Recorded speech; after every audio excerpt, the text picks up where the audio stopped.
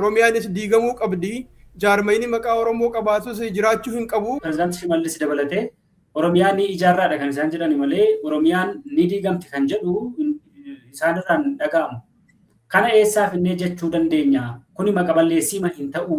Akkuma allaattiin lafa jireenyaa bakka jireenyaa hin qabne muslimni lafa biyyan qabu. Mootummaan amma aangoorra jiru kun yoo sirna Minilik itti fufsiisa jettanii kan yaaddan yoo ta'e warra immoo sirna Minilikiin immoo deebisna jedhee qabsaa'u wajjin maaliif wal lolaa? Namoonni Itoophiyaa diiguu barbaadan isin diignaa jedhama jechaadha. Waa'ee Minilik yoo kaasne Minilikitti sagaduu maal kan jedhu kana kan isin kaasan jira.